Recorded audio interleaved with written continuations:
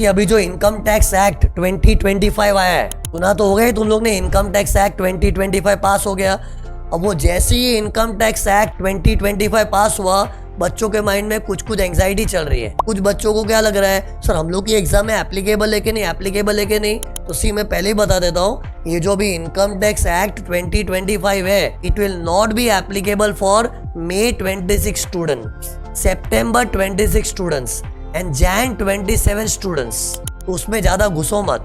दूसरा, कुछ बच्चों को भी ये टेंशन है कि डैट मीन सर अपने को वो नया वाला एक्ट एप्लीकेबल नहीं है, तो हम लोग पुराना एक्ट पढ़ रहे, तो पुराना एक्ट पढ़ के ये नॉलेज लेके काम क्या आएगा हमको आगे जाके फ्यूचर में। तो नया वाला इनकम टैक्स एक्ट एप्लीकेबल हो जाएगा, और हम लोग अभी जो पुराने इनकम टैक्स लॉ को पढ़ रहे तो हमारा तो नॉलेज वेस्ट है, वेस्ट नहीं होगा। जो नया इनकम टैक्स एक्ट 2025 है ना, उसमें जो बेसिक्स है ना इनकम टैक्स के सेम ही है, वही 5 हेड्स ऑफ इनकम सब सेम है, खाली उन लोग ने उसको शॉर्ट कर दिया है, सिंप्लीफाई कर दिया है, नया पैकेजिंग किया है। जैसे मैं तो तुमको हर चीज का लॉजिक कॉन्सेप्ट बताता हूँ ना, वो कॉन्सेप्ट तो सेम ही रहेंगे, खाली ठीक है फ्यूचर में जो न्यू इनकम टैक्स एक्ट 2025 होगा उसमें सेक्शन नंबर अलग हो जाएंगे, लॉ के प्रोविजन थोड़े अलग अलग होंगे, लेकिन जो मोटा मोटी टैक्सेशन का स्ट्रक्चर है, जो ढांचा है, वो सब तो न्यू एक्ट में भी सेम है।